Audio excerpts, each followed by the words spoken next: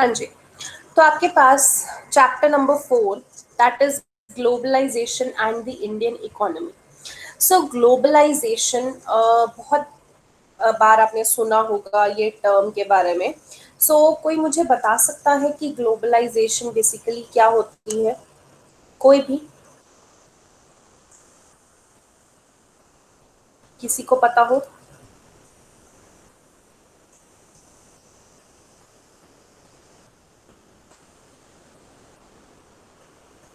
Okay.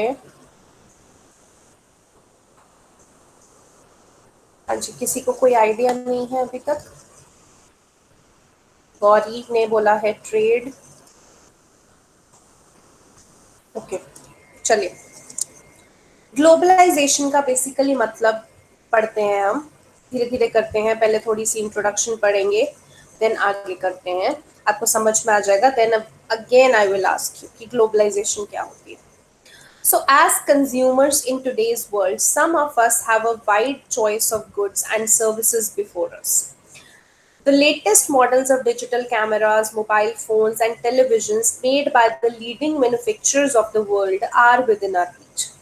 Every season, new models of automobiles can be seen on Indian roads. Gone are the days when ambassadors and Fiat were the only cars on the Indian roads.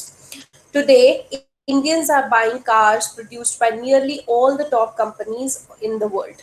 A similar explosion of brands can be seen for many other goods, from shirts to television to processed fruit juices.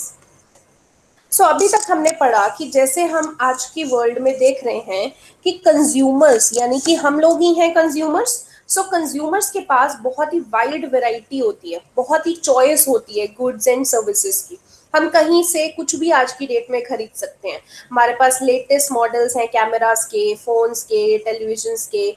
हम दुनिया की किसी भी company का कोई gadget खरीदना चाहे, हम वो आज की डेट में खरीद सकते हैं।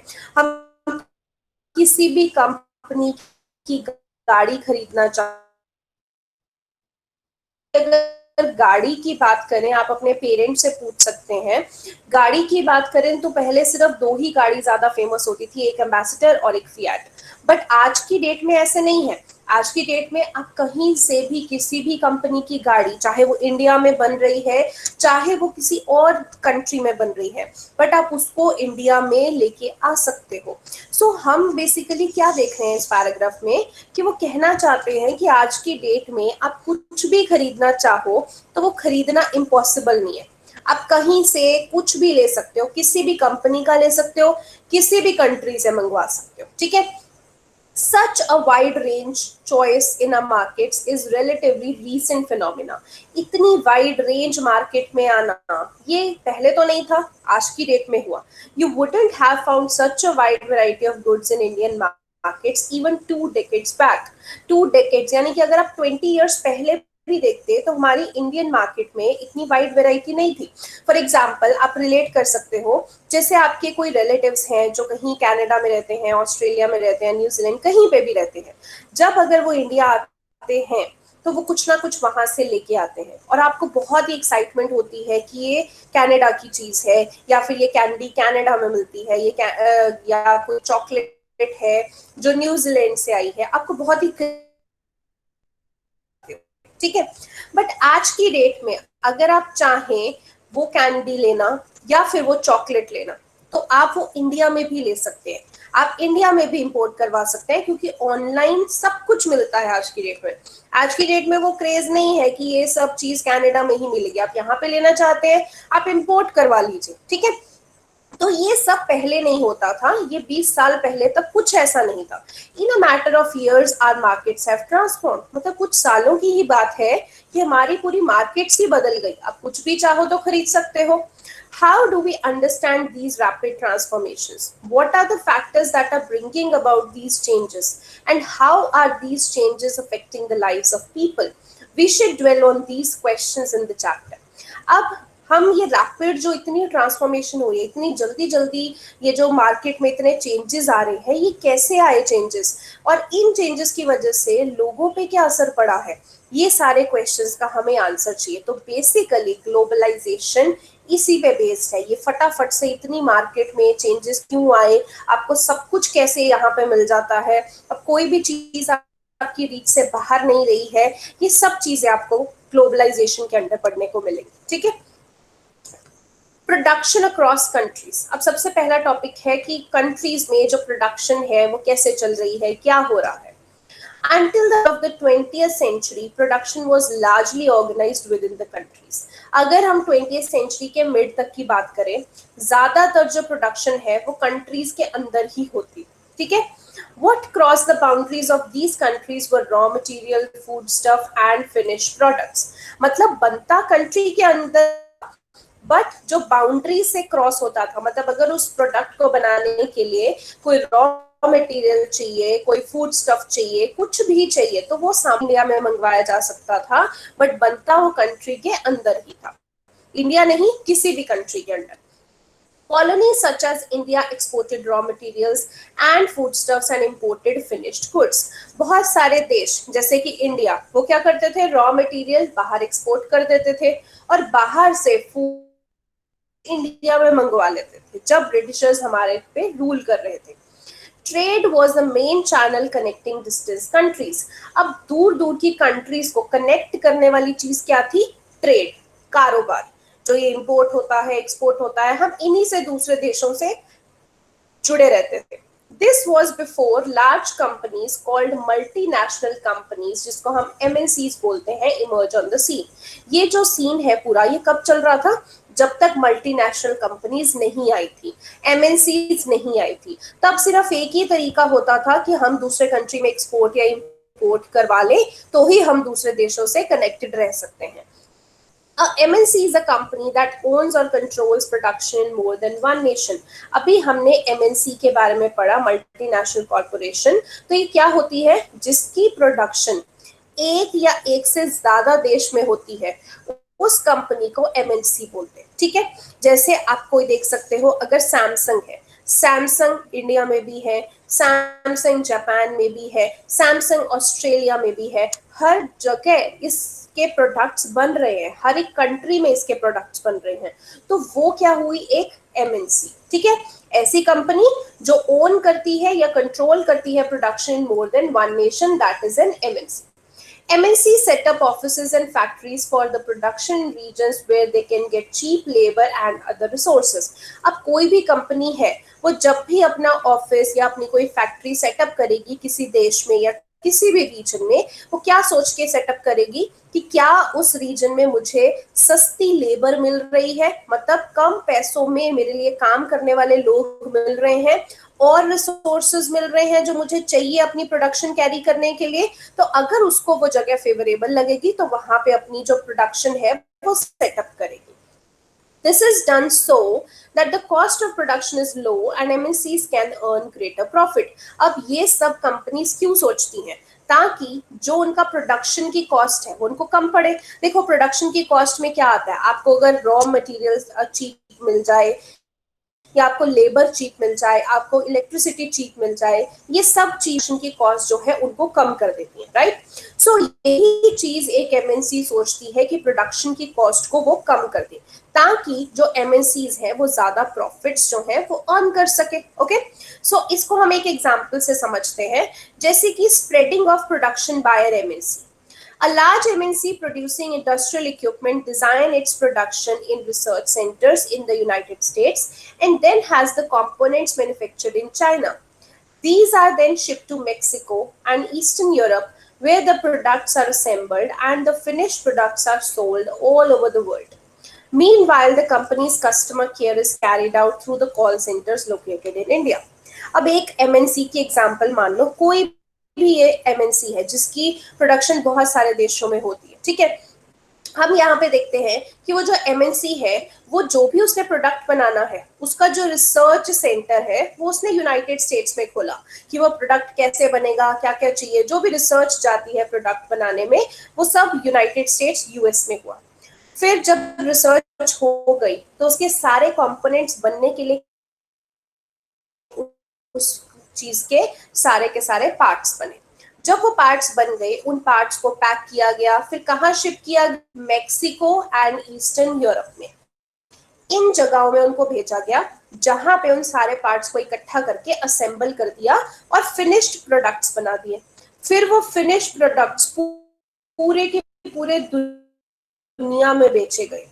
और अगर किसी इंसान को, कोई भी कस्टमर है जिसने उनका वो प्रोडक्ट खरीदा है, उसको कोई भी प्रॉब्लम आ गई उस प्रोडक्ट में, तो अगर उसको वो प्रॉब्लम बतानी है कंपनी तक, तो कंपनी ने उसके लिए क्या किया, कंपनी कस्टमर केयर खोल दी, जो कि कॉल सेंटर्स कहाँ लोकेटेड है, इंडिया में। हमारे इंडिया में बहुत सारे कॉल सेंटर्स हैं, तो यहाँ पे कस्टमर केयर कॉल सेंटर्स खोल दिए ताकि कोई भी किसी को कंप्लेंट हो वो एड्रेस कर सके। अब आप समझ सकते हो एक कंपनी कैसे फंक्शन कर रही है। रिसर्च कहाँ हुई, यूएस में।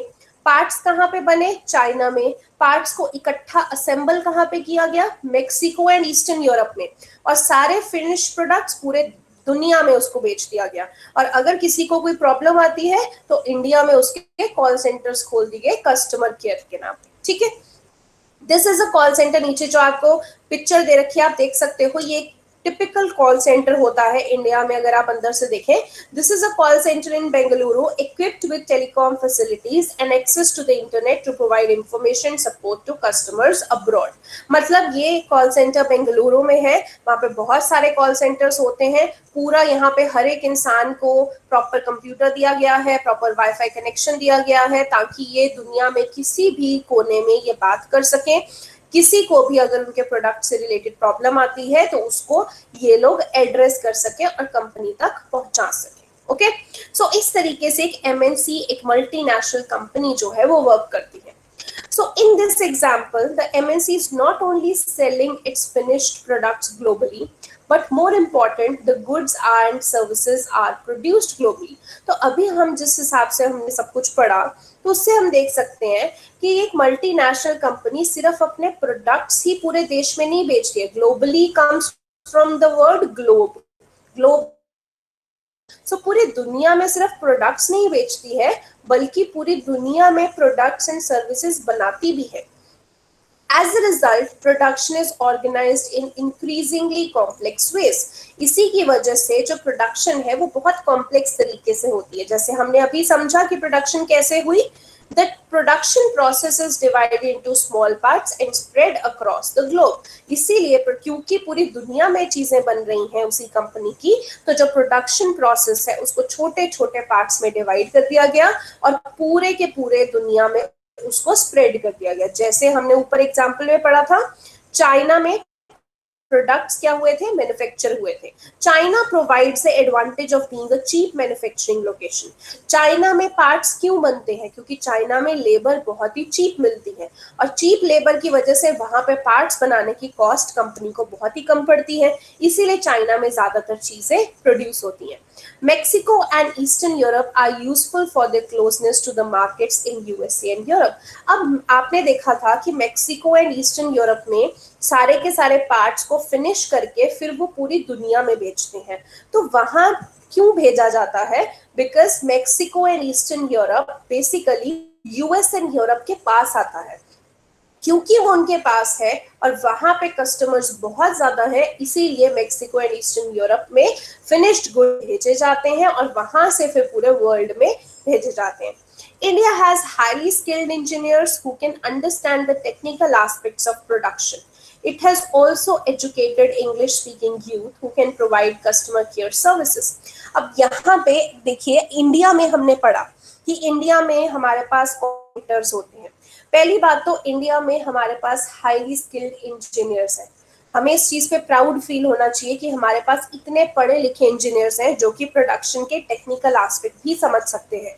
अगर आप वर्ल्ड में सोचे, हम इंडियंस हमेशा अपने आप को इंफीरियर मानते हैं कि हमें इंग्लिश बोलनी नहीं आती, बट आपको ये जान के हैरानी होगी कि मल्टीनेशनल कंपनीज हमारे इंडिया में कॉल सेंटर्स, एक रीजन जो बहुत बड़ा है जिसकी वजह से वो सेटअप करती हैं, वो है कि इंडिया में ज्यादातर पॉपुलेशन को इंग्लिश बोलनी आती है, जो कि बाकी किसी देश में इतनी पॉपुलेशन को इंग्लिश बोलनी आती है। लोग इटालियन बोलते हैं, स्पेनिश बोलते हैं, डैनिश बोलते हैं, बट इंग्लिश बोलने वाले लोग इतने ज्यादा एक ही देश में कहीं नहीं है जितने इंडिया में है।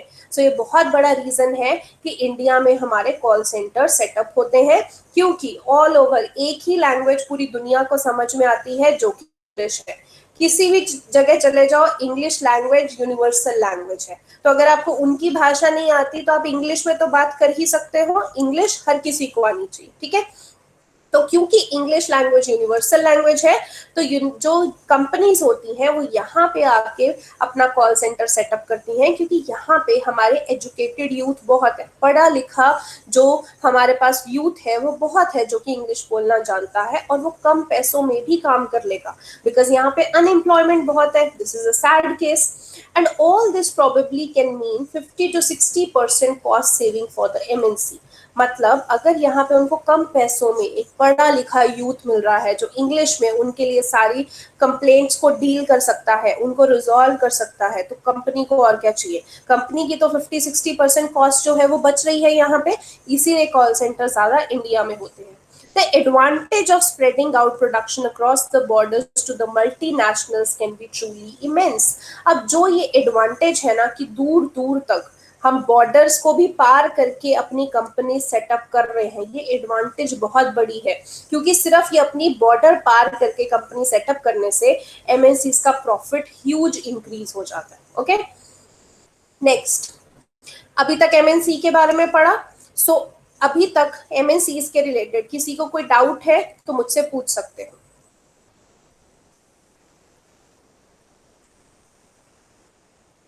हाँ जी, किसी को कोई डाउट नहीं है? ओके, आगे मूव ऑन करते हैं हम। आपको दिया अक्रॉस कंट्रीज, प्रोडक्शन को कैसे हम कंट्रीज के बीच में लिंक कर सकते हैं। In general, MNC set up production where it is close to the market, where there is skilled and unskilled labor available at low cost, and where availability of other factors of production is assured. अब जब भी कोई MNC देखिए अपना production setup करेगी तो वो ये सोच के सेटअप करेगी कि क्या मैं जहाँ पे फैक्ट्री सेटअप कर रही हूँ वो फैक्ट्री मार्केट के पास है, क्या उस फैक्ट्री में काम करने के लिए स्किल्ड और अनस्किल्ड लेबर अवेलेबल होगी जो उनके लिए कम पैसों में काम कर सके, क्या वहां पे बाकी फैक्टर्स ऑफ प्रोडक्शन की गारंटी है कि मेरी जो प्रोडक्शन है वो स्मूथ चलेगी, तो वो एरिया चूज करेगी। In addition, MNC might look for government policies that look after their interest, और साथ ही साथ MNC ये भी देखेगी कि उस रीजन की जो गवर्नमेंट है क्या उनकी पॉलिसीज इस एमएनसी के फेवर में है, क्या इनको फायदा है उनकी पॉलिसीज का, या फिर गवर्नमेंट ने इतने स्ट्रिक्ट रूल्स बना दिए कि वहां पे कोई कंपनी सेटअप होने में ही बहुत दिक्कत आ रही है। You will read more about the policies later in the chapter. अब वो पॉलिसीज क्या होती हैं गवर्नमेंट की वो हम बाद में पढ़ेंगे जिससे कंपनीज को दिक्कत आती है। Having assured themselves of these conditions, MNCs set up factories and offices for production। जब MNC को ये श्योर हो जाता है कि उनकी सारे की सारी कंडीशन उस रीजन की सही है, उनको लेबर भी कम कॉस्ट पे मिल रही है, उनको कम कॉस्ट पे इलेक्ट्रिसिटी मिल रही है, बाकी फैक्टर्स ऑफ प्रोडक्शन उन्हें कम कॉस्ट पे पड़ रहे हैं, मार्केट के वो पास हैं, तो ऐसी कंडीशन में एमएनसी जो है वो सोच लेती है कि हम यहाँ पे फैक्ट्री सेटअप करेंगे। The money that is spent to buy assets such as land, building, machines and other equipments is called investment। अब जब कंपनी डिसाइड कर लेती है कि यहाँ पे हम अपनी फैक्ट्री लगाएंगे तो कंपनी बहुत सारी चीज़ों में पैसा लगाती है, जैसे कि लैंड खरीदती है, फिर बिल्डिंग बनाती है, फिर मशीनरी लेती है, और भी जो काम की चीज़ें वहाँ पे चाहिए या लेबर है उनके लिए सैलरीज प्रोवाइड करनी है, तो जितना भी वो ये करती है उसको क्या बोलते हैं, इन्वेस्टमेंट। जो भी चीज है कंपनी एक एसेट खरीदने को लगाती है इन्वेस्टमेंट बोलते हैं। Investment made by MNCs is called foreign investment.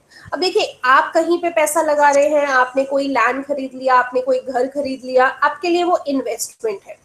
But अगर एक ऐसी कंपनी पैसा लगा रही है जो कंपनी बहुत सारे देशों में एग्जिस्ट करती है, एमएनसी है, मल्टीनेशनल कंपनी है, तो जब एक मल्टीनेशनल कंपनी कहीं पे इन्वेस्टमेंट करती है तो हम उसे फॉरेन इन्वेस्टमेंट बोलते हैं। Any investment is made with the hope that these assets will earn profit। अब कोई भी कंपनी अगर इन्वेस्टमेंट करेगी तो ऑब्वियसली वो इसीलिए करेगी ताकि वो प्रॉफिट कमा सके, वो ऐसी जगह में कभी पैसा नहीं लगाएगी जहां पे उन्हें प्रॉफिट नहीं मिल सके। ओके, यहाँ पे देखिए पिक्चर में भी आपको दिख रहा है, नीचे बहुत सारे यहाँ पे लेबर खड़ी हुई है और वो क्या नारे लगा रहे हैं, बेटर कंडीशंस, हायर वेजेस, कि हमें अच्छे काम करने वाली कंडीशंस दो, अच्छे से रखो, हायर वेजेस करो। और यहाँ पे जो कंपनी का ओनर है वो क्या कर रहा है, we will shift this factory to another country, it has become expensive है। वो सोच रहा है कि हम ये फैक्ट्री जो है वो दूसरी कंट्री में शिफ्ट करेंगे, बिकॉज यहाँ पे तो काम करना बहुत ही एक्सपेंसिव हो गया है। मतलब कंपनी क्या सोचती है कि जहां पे हमारे को सब फैक्टर्स ऑफ प्रोडक्शन चीप मिलेंगे वहीं पे सेटअप करेंगे। Okay, but the most common route for MNC investment is to buy up local companies and then to expand the production. सबसे ज्यादा कॉमन रूट जो एक एमएनसी चूज करती है कहीं पे भी, किसी कंट्री में भी पैसा लगाने से पहले, तो वो सोचती है कि वहां की एक लोकल कंपनी, मान लीजिए इंडिया में किसी ने कपड़ों की कंपनी है जिसने इन्वेस्ट करना है, सो कपड़ों की कंपनी के लिए वो क्या करेगी कंपनी, कि यहाँ पे आके देखेगी कि यहाँ पे लोकल कौन सी कंपनी है जो कपड़ों में बहुत अच्छी चल रही है। जैसे आपको फिगर में यहाँ पे दिख रहा है, इमेज में जीन्स है, तो मान लीजिए वो सोचेगी कि यहाँ पे जीन्स में कौन सी कंपनी ऐसी है जो बहुत अच्छी जीन्स बनाती है। तो जब वो उस कंपनी को देखेगी, उनका पूरा रिकॉर्ड देखेगी कि अच्छा चल रहा है या नहीं, कैसी हो रही है कि नहीं, अगर उसको अच्छी लगती है तो वो उस लोकल कंपनी को ही खरीद लेगी, अपना नाम दे देगी, पैसा और लगा देगी, कंपनी की प्रोडक्शन और कर देगी, इस मोटिव से कि ये कंपनी तो ऑलरेडी यहाँ पे चल रही थी, इसके बैक एंड में हम पैसा लगा देते हैं और कंपनी प्रोडक्शन स्टार्ट कर देगी और बड़े स्केल पे प्रोडक्शन हो जाएगी और हम और पैसा कमा लेंगे। ठीक है, तो ये कॉमन रूट है जो एक एमएनसी इन्वेस्ट करती है। MNCs with huge wealth can quite easily do so, क्योंकि एक MNC के पास पैसा बहुत होता है तो वो किसी भी लोकल कंपनी को खरीद सकती है। To take an example, Cargill Foods, a very large American MNC, has bought over smaller Indian companies such as Parag Foods. Parag Foods had built a large marketing network in various parts of India where its brands was well reputed. Also, Parag Food had 4 oil refineries whose control has now shifted to Cargill. Cargill is now the largest producer of edible oil in India with the capacity to make 5 million pouches daily. तो बहुत बड़ी amount है ये। देखो, एक Kargil foods नाम की company है जो कि अमेरिका की कंपनी है, उसने इंडिया में आके देखा कि यहाँ पे अच्छी फूड की कंपनी कौन सी चल रही है। इंडिया में आके उन्होंने देखा कि पराग फूड्स है जो यहाँ पे बहुत फेमस है, और जो पराग फूड कंपनी है उसका बहुत ही बड़ा मार्केटिंग नेटवर्क है पूरे इंडिया में, मतलब फैला हुआ है पूरा इंडिया में। तो उन्होंने देखा कि ये तो बहुत ही अच्छी रिप्यूटेड कंपनी है, इसमें पैसा लगाया जाए तो बहुत हमें प्रॉफिट होगा, क्योंकि पराग फूड की ऑलरेडी 4 ऑयल रिफाइनरीज थी। ठीक है, तो बहुत बड़ा उनका नेटवर्क था। तो इस अमेरिकन एमएनसी जो कि कारगिल फूड है, उन्होंने पराग फूड्स को खरीद लिया। अब जो पराग फूड्स है उसका नाम शिफ्ट होके क्या बन गया, कारगिल। पराग फूड को भी प्रॉफिट का शेयर मिला है, ऐसा नहीं कि पराग फूड जो है वो डिस्ट्रॉय हो गया है। इनफैक्ट उसको भी इस चीज में उसकी भी एक सक्सेस है, क्योंकि उसको और पैसा मिलेगा, जितना वो कमा रहा था उससे और ज्यादा मिलेगा। ठीक है, क्योंकि अब प्रोडक्शन ज्यादा हो चुकी है। आज की डेट में जो कारगिल है, ये कंपनी इंडिया में सबसे ज्यादा एडिबल ऑयल प्रोड्यूसर कंपनी है, जो कि एक दिन में 5 मिलियन पाउचेस बनाती है जो ऑयल के। ठीक है, तो बहुत बड़ी ये कंपनी है। सो इसका आप एग्जांपल लिख सकते हैं पेपर में भी। In fact, many of the top MNCs have wealth exceeding the entire budgets of the developing countries. Wealth, imagine the power and influence of these MNCs. अब देखिए, बहुत सारी टॉप एमएनसीज हैं जिनका इतना ज्यादा उन्होंने पैसा कमा लिया है कि एक पूरे देश का अगर हम देखें ना बजट, तो उससे भी ज्यादा पैसा उस एक एमएनसीज पे है। ऐसी भी एमएनसी है जिन्होंने ह्यूज वेल्थ एक्यूमुलेट कर ली है। तो आप सोचिए इन एमएनसीज के पास कितनी पावर होगी, जिसके पास इतना पैसा है, इतनी वेल्थ है कि एक देश पूरे को मिला के भी वो ज्यादा पैसा उसके पास है। तो बहुत इनका इन्फ्लुएंस होता है। इसका एग्जाम्पल मैं दे सकती हूँ, जैसे आप देखेंगे आज की डेट में ही रिसेंट एग्जाम्पल मैं आपको बता रही हूँ, आपको रिलायंस कंपनी बहुत ज्यादा दिखती है। रिलायंस कंपनी क्यों दिखती है, ऑब्वियसली हमें पता है कि उसका जो ओनर है वो बहुत ही रिच है, इंडिया का रिचेस्ट पर्सन है। बट उसकी इतनी ज़्यादा कंपनीज कैसे हैं, मतलब आप देखिए पहले आपको रिलायंस के सिर्फ मोबाइल सिम मिलते थे, फिर आपको रिलायंस का नेटवर्क भी मिलने लग गया, आप उससे नेट भी चलाते हैं जिसका नाम आ गया जियो। फिर आप देखिए रिलायंस के धीरे धीरे कपड़ों के शोरूम भी खुलने लग गए, मॉल्स में आप देखते होंगे रिलायंस ट्रेंड्स नाम से। फिर आपने देखा रिलायंस के शूज के भी शोरूम खुलते हैं, I don't know, I don't remember the name of that brand, but Reliance का आई थिंक फुटप्रिंट्स नाम से है। सो आप उस शोरूम में भी आपने देख लिया कि ये फुटप्रिंट्स मतलब शूज में भी घुस चुके हैं रिलायंस। आज की डेट में आप देखिए रिलायंस ने ऐप भी बना दी है, जैसे हम अभी जियो मीट पे हम क्लासेस कंडक्ट कर रहे हैं, तो ऐसे ही सॉरी हम गूगल मीट पे कंडक्ट कर रहे हैं, ऐसे ही रिलायंस की ऐप है जियो मीट, तो वो ऐप भी बना दी है। मतलब रिलायंस हर जगह जाता जा रहा है, हर एक स्फीयर में एंटर होता जा रहा है, कहीं पे नहीं उन्होंने छोड़ा। सो ये चीज कैसे हुई, क्योंकि रिलायंस एक एमएनसीज है, बहुत पैसा हर जगह उन्होंने इन्वेस्ट कर रखा है, उनकी पावर बहुत है, वो हर छोटी चीज को खरीद सकती है, टेक ओवर कर सकती है और अपना बिजनेस एक्सपैंड कर सकती है। सो एक छोटी सी एग्जांपल मैंने आपको रिलायंस की दी। इसी तरीके से एमएनसीज जो होती है उनके पास ह्यूज वेल्थ होती है, बहुत ज्यादा पावर होती है और इन्फ्लुएंस होता है। There is another way in which MNCs control production. Large MNCs in developed countries place orders for production with small producers. अब दूसरा तरीका क्या है, देखिए पहला तरीका तो मैंने आपको बताया कि जो एमएनसी है वो प्रोडक्शन इस तरीके से भी कर सकते हैं कि वहां की लोकल कंपनी को खरीद ले और उनके साथ काम करे। दूसरा है कि एमएनसी प्रोडक्शन इस तरीके से कंट्रोल कर सकती है कि वो छोटे छोटे प्रोड्यूसर्स को ऑर्डर दे दे। मान लीजिए आपने शू का ऑर्डर देना है एंड आपको 10,000 पेयर ऑफ शूज चाहिए, तो आप गए किसी सिटी में जहाँ पे शूज बहुत अच्छे बनते हैं, तो वहां के एक छोटे प्रोड्यूसर को ही एक एमएनसी ने ऑर्डर दिया कि आप हमारे लिए 10,000 पेयर ऑफ शूज बना दीजिए। वो उनके लिए 10,000 पेयर ऑफ शूज बना देगा। मान लीजिए हर पेयर की जो कॉस्ट है उसने कंपनी से ली 1,000 रुपए का, एक पेयर उसने कंपनी को बेचा। कंपनी ने तो वो छोटे से प्रोड्यूसर से बनाया, कंपनी उसी चीज को 2,000 रुपीज में बेचेगी, तो कंपनी ने प्रॉफिट कमा लिया। ओके, अगर यही काम वो खुद करती तो एक पूरी फैक्ट्री सेटअप करती, फिर वहां पे एम्प्लॉयज रखती, वहां पे मशीन्स रखती, तो ये सब कुछ भी नहीं करना पड़ा, उसने एक छोटे प्रोड्यूसर को ऑर्डर दिया, वहां से सीधा काम करवाया और खुद अपना प्रॉफिट कमा लिया। Garments, footwear, sports items are the examples of the industries where production is carried out by a large number of small producers around the world. So ये कपड़े बनाने का काम, शूज बनाने का काम, स्पोर्ट्स की चीजें बनाने का काम, ये खासकर ऐसे काम है जो कि कंपनीज ऐसे ही करवाती हैं। पूरे वर्ल्ड में जहां जहां पे भी छोटे प्रोड्यूसर्स होते हैं जो इस चीज में डील करते हैं, उनको ऑर्डर्स दे देती हैं एंड उनसे काम करवाती हैं। जैसे कि नीचे आप देखिए, यहाँ पे आपने कभी नहीं सोचा एक शोरूम से, बहुत अच्छे से शोरूम से एक अच्छी सी फुटबॉल खरीदते हो, वो फुटबॉल कहीं ऐसी लेडीज बना रही होती हैं, इनके हाथों से वो फुटबॉल बनी हुई होती है, आपने कभी नहीं सोचा होगा। सो ये लुधियाना की पिक्चर है, घर पे लेडीज फुटबॉल को सिल रही हैं। तो क्या है, ये छोटे प्रोड्यूसर है, एक बड़ी सी कंपनी ने ऑर्डर दिया, इनसे फुटबॉल बनवाई, जब इनसे ऑर्डर रिसीव किया तो हर एक फुटबॉल पे अपनी स्टैंप लगा दी, तो वो कंपनी की स्टैंप हो गई, ब्रांडेड आपकी फुटबॉल हो गई, उसको जाके आप कहीं शोरूम में खरीद लेते हो। तो ऐसे कंपनीज का काम चलता है, ठीक है।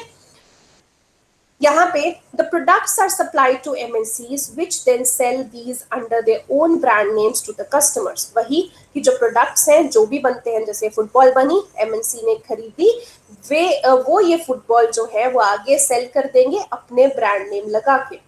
These large MNCs have tremendous power to determine price, quantity, delivery, labor conditions for these distinct producers। अब ये जो बड़ी MNCs है ना, इनके पास पूरी पावर है। अब वो चाहें उस फुटबॉल की कितनी भी प्राइस रखें, फुटबॉल की क्वालिटी कैसे रखें, अब डिलीवरी कब चाहते हैं, या फिर जिन लोगों से वो काम करवा रहे हैं उन लोगों को कैसी कंडीशंस में रख के काम करवा रहे हैं, तो ये सब कुछ एक एमएनसी पे डिपेंड करता है। Thus, we see that there are variety of ways in which MNCs are spreading their production and interacting with local producers in various countries across the globe। तो हम देख पा रहे हैं अभी कि कितने तरीकों से एमएनसी अपनी प्रोडक्शन जो है वो फैला के रखती है पूरी दुनिया में, एंड पूरी दुनिया में जो छोटे छोटे प्रोड्यूसर्स होते हैं कैसे उनसे वो कनेक्शन बना के रखती है एंड उनसे अपना काम करवाती है। By setting up partnerships with local companies, by using local companies for supplies, by closely competing with local companies or buying them up, MNCs are exerting a strong influence on production at these distant locations. तो MNCs बहुत तरीके से करते हैं, या तो वो किसी लोकल कंपनी के आके पार्टनरशिप कर लेगी, या फिर वो किसी लोकल कंपनी से सामान बनवाएगी, उसको बेच देगी, या फिर वो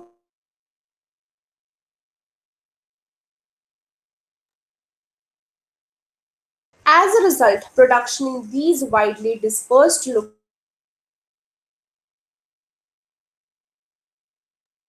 तो ये जो प्रोडक्शन है बहुत लोकेशंस पे जो ऐसे फैली हुई फिर भी इंटरलिंक्ड है। मैंने अभी बताया जैसे एक फुटबॉल कंपनी बना रही है, मान लीजिए ये जैसे इमेज दे रखी है आपको लुधियाना की दे रखी है, सो लुधियाना में वो फुटबॉल बनी, हो सकता है वही फुटबॉल कुछ लोगों को बनाने के लिए अमृतसर में भी दी गई हो, ऐसे ही इंडिया के बहुत सारे पार्ट्स में लोगों को बनाने के लिए दी गई हो, हर पार्ट से वो कलेक्ट करेंगे और फिर वो ऑल ओवर द वर्ल्ड बेचेंगे। तो ये लोकेशंस चाहे बिखरी हुई है बट स्टिल ये इंटरलिंक्ड है, और इसको किसने लिंक करके रखा हुआ है? एक कंपनी, एक MNC। ओके, सो अभी तक जो मैंने पढ़ाया है इसमें किसी को डाउट है तो बताइए। ओके, चलिए आगे करते हैं। यहाँ पे आप देख सकते हैं, ये भी मैं आपको पढ़ाती हूँ, फोर्ड मोटर्स के बारे में दिया हुआ है। Ford Motors, an American company, is one of the world's largest automobile manufacturers with production spread over 26 countries of the world. अब फोर्ड मोटर्स का नाम आपने हमेशा सुना होगा, ऑटोमोबाइल की कंपनी है, पूरे वर्ल्ड में one of the largest companies में ये आती है, जिसकी प्रोडक्शन 26 कंट्रीज में है। 26 कंट्रीज में इनके ऑटोमोबाइल्स बनते हैं, गाड़ियां बनती हैं, जो भी व्हीकल्स हैं वो बनते हैं। Ford Motors came to India in 1995 and spent 1700 crore to set up a large plant near Chennai. Ford Motor कहाँ की कंपनी है? अमेरिका की। इंडिया में आई 95 में, यहाँ पे आके उन्होंने 1700 करोड़ की इन्वेस्टमेंट की और चेन्नई बड़ा प्लांट लगाया। This was done in collaboration with Mahindra and Mahindra, a major Indian manufacturer of jeeps and truck. यहाँ पे आके उनके साथ पार्टनरशिप करके ये 1700 करोड़ लगाए, इन्वेस्ट किया कंपनी महिंद्रा एंड महिंद्रा। आपने बहुत सुनी होगी, इसकी जीप्स आती हैं, ट्रक्स आते हैं, सो कंपनी के साथ पार्टनरशिप करके 95 में 1700 करोड़ यहाँ पे इन्वेस्ट किए। By the year 2017, Ford Motor was selling 88,000 cars in the Indian market, while another 181,000 cars were exported from India to South Africa, Mexico, States of America. अब देखिए 95 में उन्होंने आके यहाँ पे अपने 1700 करोड़ लगाए। 2017 में फोर्ड मोटर्स ने 88,000 कार्स तो सिर्फ इंडिया में ही बेची, और सिर्फ इतना ही नहीं, इंडिया से बाहर 1,81,000 कार्स बेची। कहाँ कहाँ पे? South Africa, Mexico, Brazil, US, यहाँ पे भी बेच दी। तो देखो एक प्लांट लगाने से उनकी प्रोडक्शन कितनी बढ़ गई। वो प्लांट जो चेन्नई में लगा, वहां पे गाड़ियां बननी शुरू हुई, वो गाड़ियां उन्होंने 88,000 इंडिया में बेच दी, 1,81,000 ऑल ओवर द वर्ल्ड बेची है। तो बहुत बड़ी फिगर है। The company wants to develop Ford India as a component supplying base for other plants across the globe. अब कंपनी क्या चाहती है बेसिकली कि जो इंडिया प्लांट लगा हुआ है वहां पे गाड़ियों के कंपोनेंट्स बने, और फिर वो कंपोनेंट्स बाकी पूरे देशों में भेजें, और फिर उनको असेंबल करके बाकी देशों में भी गाड़ियां, ऑटोमोबाइल्स बन सके। तो इस तरीके से ये एग्जांपल है कि कैसे एक मल्टीनेशनल कंपनी सेटअप होती है, कैसे वो दूसरे देशों में जाके अपना फायदा उनका होता है। क्यों वो दूसरे देशों में जाते हैं? तो हमने देखा कि यहाँ पे एक इन्वेस्टमेंट करने से उनका कितना बिजनेस बढ़ गया। ठीक है, next, foreign trade and integration of the markets. अब फॉरेन ट्रेड यानी दूसरे देशों के साथ ट्रेड, एंड मार्केट्स पूरे दुनिया की कैसे आपस में इंटीग्रेट होती हैं, ये आपको बताना। For a long time foreign trade has been the connecting countries in history, connecting India and South Asia to markets both in East and West, and extensive trade that took place along these routes. अब बहुत time से हमने देखा है कि foreign trade ही लोग जो countries है उनको कनेक्ट करता है। अगर इंडिया की हिस्ट्री भी देखें तो हमारे पास ट्रेड रूट्स बने हुए थे जो कि इंडिया को साउथ एशियन मार्केट्स के साथ कनेक्ट करता था और फिर इंडिया जो है उस ट्रेड रूट के साथ ट्रेड किया करता था, तो ऐसे ही कारोबार सब चलता था। Also, you would remember that it was trading interests which attracted various trading companies such as East India Company to India. Also, ये ट्रेड होता था इसीलिए हमारे यहाँ पे लोग आते थे, हमारे यहाँ पे ब्रिटिशर्स भी आए थे क्योंकि हमारे पास बहुत सारे रिसोर्सेज थे और उन्होंने उन रिसोर्सेज को यूज करके दूसरे देशों के साथ ट्रेड करना शुरू कर दिया। तो ऑब्वियसली ये ट्रेड बहुत मेन रोल निभाता है किसी कंट्री में इन्वेस्ट करने का। What then is the basic function of the foreign trade? अब बेसिक फंक्शन अगर हम पूछें एक सिंपल भाषा में कि करता क्या है foreign trade, so to put it simply, foreign trade creates an opportunity for the producers to reach beyond the domestic market, that is the market of their own countries. अब सिंपल भाषा में बोलें, देखिए ट्रेड तो हर एक country में होता है, हर एक सिटी में होता है, हर एक रीजन में होता है। अब बात ये है कि अगर हम फॉरेन ट्रेड करना शुरू कर दें तो एक हम जो डोमेस्टिक प्रोड्यूसर है, जो एक छोटे से रीजन में ही अपनी चीजें बनाता है, वहीं पे बेचता है, उसको एक मौका मिल जाता है कि वो पूरे देश में, पूरे दुनिया में अपना जो चीजें हैं जो वो बना रहा है उसको वो सेल कर सके। मतलब जिस मार्केट में वो अभी तक कैद है उसे बाहर निकलने का रास्ता क्या है? Foreign trade. Producers can sell their produce not only in market located within the country but can also compete in market located in other countries of the world. तो जो भी प्रोड्यूसर्स है जो कोई ना कोई सामान बना रहे हैं, जरूरी नहीं है कि वो अपनी मार्केट अपनी कंट्री में ही रखें, वो अपनी कंट्री से बाहर भी अपनी मार्केट बना सकते हैं, दूसरे देशों में भी अपना सामान बेच सकते हैं। जैसे कि आज की डेट में आप देखिए डिजिटल वर्ल्ड में रह रहे हैं, आपको कोई भी चीज चाहिए होती है, आजकल तो ऑनलाइन शॉपिंग सब बहुत करते हैं, तो आपको किसी भी ब्रांड की चीज चाहिए होती है तो आप Amazon, फ्लिपकार्ट, इन जो बड़े बड़े पोर्टल्स हैं, आप वहां पे सर्च करते हो तो आपको चीजें मिल जाती हैं। तो वहां पे जो सेलर्स होते हैं जो उन चीजों को बेच रहे हैं, जरूरी थोड़ी कि वो सेलर जो है वो चंडीगढ़ के ही हैं, वो सेलर गुजरात का भी हो सकता है, मुंबई का भी हो सकता है, वो सेलर इंडिया के बाहर यूएस का भी हो सकता है, कनाडा का भी हो सकता है, अमेरिका का भी हो सकता है, कहीं का भी वो सेलर हो सकता है। तो यही चीज है कि जो फॉरेन ट्रेड होता है कि आप अपने देश में ही नहीं कहीं पे भी ट्रेड कर सकते हैं। Similarly, for the buyers, imports of goods produced in other country is a one way of expanding the choice of goods beyond what used। जैसे ये फॉरेन ट्रेड प्रोड्यूसर के लिए एक फायदा है कि प्रोड्यूसर अपनी चीज कहीं पे भी बेच सकता है, सेम फायदा हम कंज्यूमर्स को भी तो है, हम बायर्स को भी है कि अब हम किसी भी कंपनी की चीज कहीं से भी खरीद सकते हैं। जरूरी नहीं अभी हमें डोमेस्टिकली जो with in the country produce का है वही चाहिए, हम बाहर का भी खरीद सकते हैं। ठीक है, जब भी वर्ड डोमेस्टिकली आएगा it means within the country. Okay, so ये जो ट्रेड का फायदा है ये कंज्यूमर्स को और प्रोड्यूसर्स को भी है। यहाँ पे आपको दिया हुआ है, फोटो दी हुई है, देखिए यहाँ पे गिफ्ट्स एंड टॉयज की फोटो दे रखी है आपको। तो यहाँ पे नीचे आप देख सकते हैं ऐसी शॉप्स आपने अपने आसपास, अपने घरों के आसपास देखी होंगी। सो इसको क्यों दिखाया गया है यहाँ पे?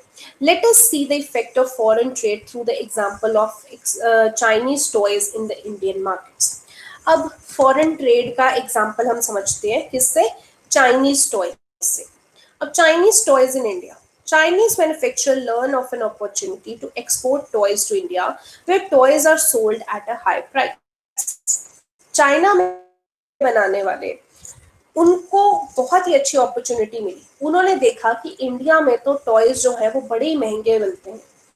Start exporting plastic toys to India. अब चाइना में तो हर चीज बहुत सस्ते में बनती है, तो उन्होंने सोचा यहाँ पे टॉयज इतने महंगे में बिकते हैं, अगर हम यहाँ पे अपने सस्ते वाले टॉयज बेचना शुरू कर दें तो यहाँ पे लोग बहुत खरीदेंगे। तो उन्होंने इंडिया में प्लास्टिक टॉयज भेजने शुरू कर दिए। Buyers in India now have the option of choosing between Indian and Chinese toys. अब इंडिया में तो लोगों के पास ऑप्शन हो गई, आप दुकान पे जाते हैं तो आप देखेंगे कि जो चाइनीज टॉयज होते हैं वो बहुत ही चीप पड़ते हैं, पर जो इंडिया में बने हुए होते हैं वो महंगे पड़ते हैं।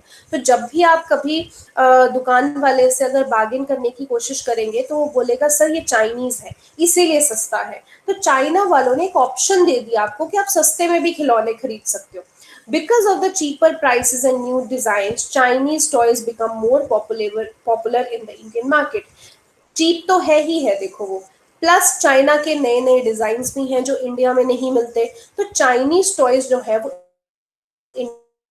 within a year 70 to 80% of the toy shops have replaced Indian toys with the Chinese toys. Toys are now cheaper in the Indian market than earlier. अब एक साल के अंदर अंदर ही जैसे ही चाइना से टॉयज यहाँ पे आए, तो हमारी जो शॉप्स हैं, शॉप ओनर्स ने जो इंडियन टॉयज है वो रखने बंद कर दिए और उनकी जगह में चाइनीज टॉयज रखने शुरू कर दिए, क्योंकि लोगों को चाइनीज टॉयज देखने में भी अच्छे लगते थे, नए नए डिजाइन थे, इंडिया में वैसे नहीं मिलते थे, प्लस लोगों को चाइनीज टॉय सस्ते भी पड़ते थे, तो सेल जिसकी ज्यादा होगी, शॉप ओनर ऑब्वियसली उसी को ज्यादा रखेगा. So what is happening here? As a result of trade, Chinese toys coming to Indian market. हुआ क्या, ज्यादा से ज्यादा चाइनीज टॉयज इंडियन मार्केट में आने लग गए.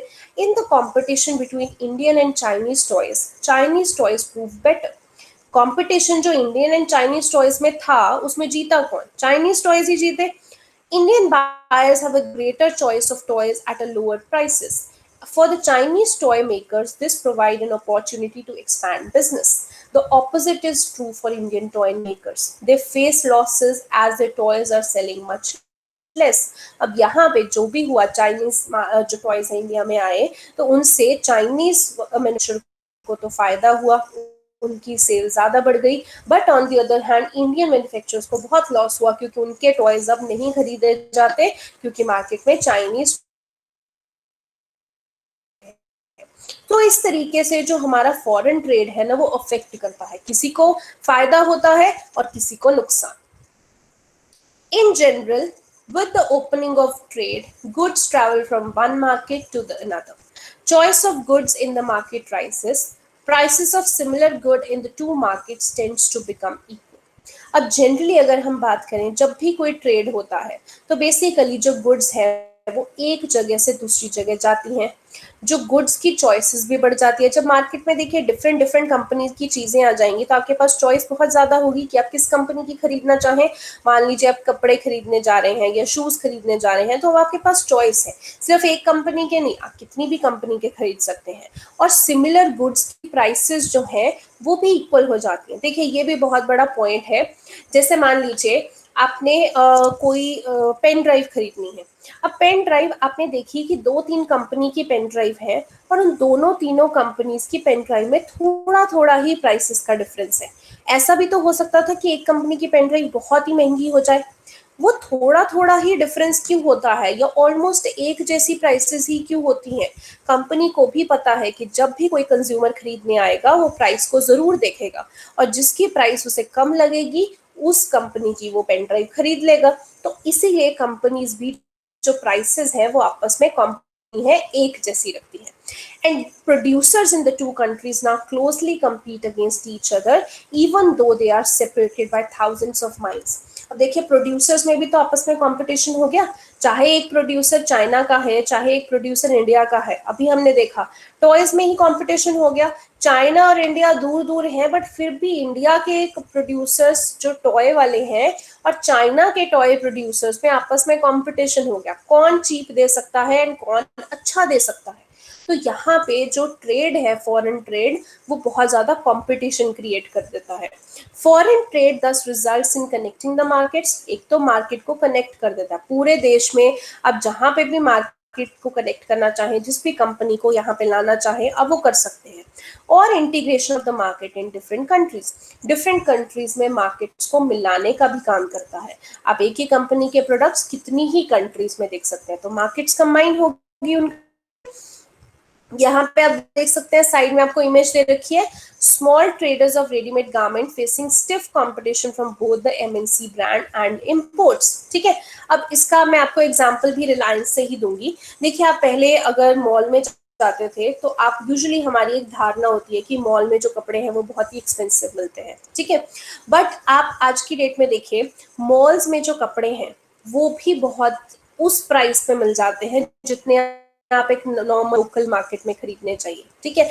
जैसे आप रिलायंस में भी जाएंगे, रिलायंस कंपनी हमेशा इस चीज पे ध्यान देती है कि ज्यादा से ज्यादा लोग उनकी चीजें खरीदें, एंड उन्हें पता है कि इंडिया कॉस्ट इफेक्टिव मार्केट है, यहाँ पे जो सस्ता मिलेगा वो ज्यादा बिकेगा। तो रिलायंस कंपनी के चाहे आप जूते ले लीजिए, चाहे आप कपड़े ले लीजिए, वो बिल्कुल उस कॉस्ट पे होते हैं जो कि आपको नॉर्मल मार्केट में आपकी घर के पास कोई दुकान होगी, आपकी कोई लोकल मार्केट होगी, वहां पे जिस प्राइस पे कपड़े मिलेंगे आपको, वहां पे कंपनी के दिमाग में क्यों आया, क्योंकि उसे पता है कि कंपटीशन बहुत ज्यादा है, अगर वो महंगा रखेंगे तो ऑब्वियसली लोग नहीं खरीदेंगे। पे इससे असर किसको हुआ? छोटे ट्रेडर्स को। देखिए पहले जो लोग ब्रांडेड पहनते थे वो लोग मॉल्स में जाते थे, जो लोग ब्रांडेड नहीं पहनते थे वो आम लोकल मार्केट से शॉपिंग कर लेते थे। अगर मैं चंडीगढ़ की बोलूं, जैसे 22 की मार्केट, 19 की मार्केट, तो आम लोग यहाँ पे कर लेते थे। बट अब क्या होता है कि मॉल्स में भी उतनी ही प्राइसेस में कपड़े मिल जाते हैं। तो इससे असर क्या हुआ? लोग मॉल में ज्यादा चले गए। मॉल में जाना वैसे भी सभी को अच्छा लगता है, अच्छे एसी एनवायरनमेंट में होते हैं, अच्छे अच्छे शोरूम्स होते हैं, वहां पे आराम से ट्राई कर सकते हो कपड़े।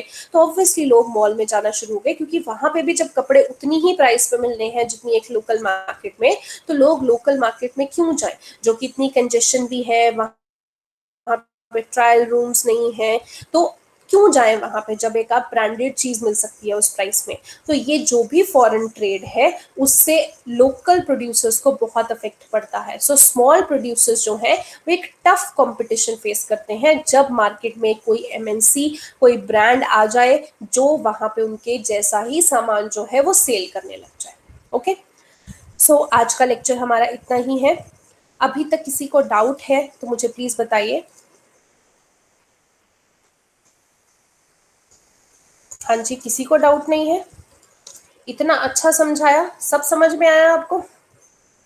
सो मैं अपने आप को ही पैट कर देती हूँ, सब कुछ समझ में आया, क्या बात है। आज का लेक्चर या तो आप सो ही रहे थे या फिर मैंने ही इतना अच्छा समझा दिया कि आपको कोई डाउट ही नहीं है। ओके, चलिए। सो ये चैप्टर वैसे भी थोड़ा इंटरेस्टिंग है, बिकॉज आपकी regular day to day life का है, थोड़ा सा समझ में आती हैं आपको चीज़ें, आप डे टू डे रिलेट कर पाते हो, ठीक है। सो अच्छी बात है अगर आपको समझ में आया। नेक्स्ट लेक्चर में इसी चैप्टर को आगे कंटिन्यू करेंगे, ठीक है। सो आज के लिए इतना ही। You all may leave. Thank you, ma'am. Thank you, ma'am. Thank you, ma'am. Thank you, ma'am. Welcome. Bye ma'am. Bye bye.